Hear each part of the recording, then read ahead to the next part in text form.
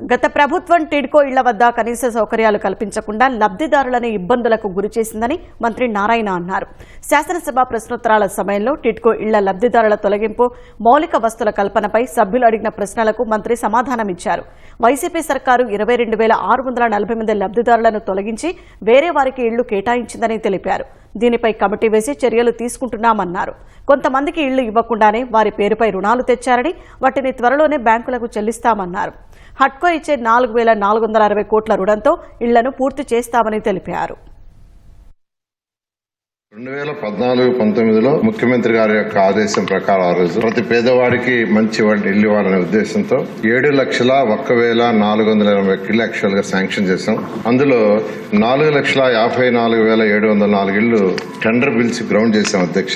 అయితే గత ప్రభుత్వం ఏదైతే గ్రౌండ్ అయిన వాటిలో 2,38,360 ఇళ్లు క్యాన్సిల్ చేసింది. అంటే మా మీద కోపం ఉండొచ్చు కానీ ప్రజల మీద కోపం ఉండకూడదు. 2,61,640 కడతామని నిర్ణయించారు. కానీ అదన్నా కట్టారంటే 5 సంవత్సరాలు కలిసి వాళ్ళు కట్టింది 57,040. ఆ 57,040లో కూడా మనం చేసినవే. అయితే దీంట్లో అనేక సమస్యలు అటు బెనిఫిషియర్స్ కి కాంట్రాక్టులకు వచ్చినాయి. ఈ టిడ్కో హౌసెస్ దగ్గర కేవలం ఇళ్లు కట్టి వదిలేయటమే కాదు, చక్కటి ఫెసిలిటీస్ అని ముఖ్యమంత్రి గారు ఆదేశిస్తే అక్కడ చక్కగా రోడ్స్, వాటర్ లైన్స్, ఒక షాపింగ్ కాంప్లెక్స్, కమ్యూనిటీ హాలు. అదే కాకుండా ముఖ్యమంత్రి గారు ఏం చెప్పారంటే, మీరు కట్టే ఇళ్లు ఊరికి కొద్దిగా దూరంగా ఉంటాయి, స్థలాలు దొరకవు కదా, అక్కడ పేదలు నిరుపేదలు ఉన్నప్పుడు అక్కడ ఎకనామిక్ యాక్టివిటీ స్టార్ట్ కావాలా. కాబట్టి ఎకనామిక్ యాక్టివిటీ స్టార్ట్ చేయమంటే ప్రతి టిడ్కో హౌస్ లేఅవుట్ దగ్గర దాదాపు 2 ఎకరాల నుంచి 5 ఎకరాలు ఎత్తిపెట్టాం అధ్యక్ష. దాన్ని కూడా 1 సెంటుకి గత ప్రభుత్వం ఇచ్చి దాన్ని కూడా లేకుండా చేశారు. అయితే ఇప్పుడు బెనిఫిషియర్స్ నిజంగా సమస్యలు ఉన్నాయి అధ్యక్ష. గత ప్రభుత్వం ఉన్నప్పుడు 430 చదరపు అడుగులు కావాలంటే అప్ఫ్రంట్ 1 లక్ష కట్టమన్నాం అధ్యక్ష. అయితే గత ప్రభుత్వం వచ్చి జీవో ఇచ్చింది, 1,00,000 కాదు 50,000 అని చెప్పి వదిలేసింది అధ్యక్ష. వాళ్ళకి డబ్బులు ఇవ్వాల. వాళ్ళందరూ ఎక్కడికి పోయినా ప్రజాప్రతినిధులు పోతే ఆ డబ్బులు 50,000 అడుగుతున్నారు అధ్యక్ష. రెండోది 360 చదరపు అడుగులకి అప్పుడు 50,000 అప్ఫ్రంట్ కట్టమన్నాం, కట్టారు. కానీ గత ప్రభుత్వం ఏం చేసిందంటే 50,000 అవసరం లేదు, 25,000 చాలన్నారు. మొత్తం మీద ఏదైతే వాళ్ళు జీవో ఇచ్చి తగ్గించారో దానికి 350 కోట్లు రీపేమెంట్ చేయాలా.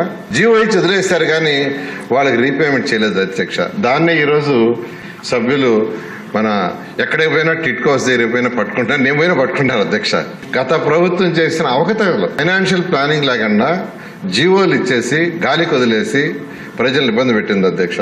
అదేవిధంగా ఇల్లు ఇవ్వకుండానే వాళ్ళ మీద లోన్ రైజ్ చేసింది అధ్యక్ష. 77,606 మంది మీద 2,275 కోట్లు రైజ్ చేసింది. ఇందులో 40,570 మందికి అసలు ఇల్లు ఇవ్వాల.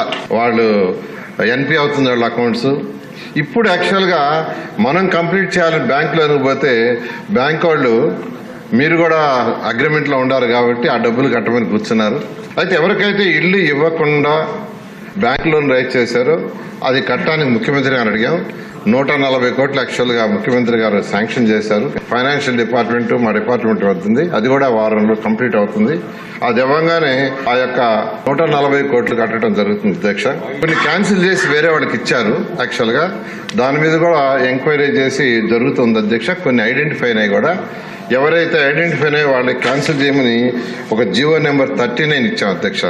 ఈ ప్రాజెక్ట్ కంప్లీట్ చేయాలంటే 7,000 కోట్లు కావాలి అధ్యక్ష. అయితే ముఖ్యమంత్రి గారు హట్కో ద్వారా లోన్ తీసుకోమన్నారు. 4,460 కోట్లు హట్కో కూడా శాంక్షన్ చేశారు అధ్యక్ష. అది అవ్వగానే అన్ని స్టార్ట్ చేస్తాం. అయితే ముఖ్యమంత్రి గారు ఈ సంవత్సరం జూన్ 12 లోపల 430, 360 కంప్లీట్ చేయమన్నారు. ఎందుకంటే ఈ సమస్యలన్నీ వాళ్ళకి ఎక్కువ వచ్చినాయి కాబట్టి అవి కంప్లీట్ చేయమన్నారు, ఇన్ఫ్రాస్ట్రక్చర్ చేయమన్నారు. అది కంప్లీట్ గా జూన్ 12 లోపల 430 and 360 కంప్లీట్ చేస్తాం. మిగతా కూడా టేకప్ చేసేటట్టు జరుగుతుంది అధ్యక్ష.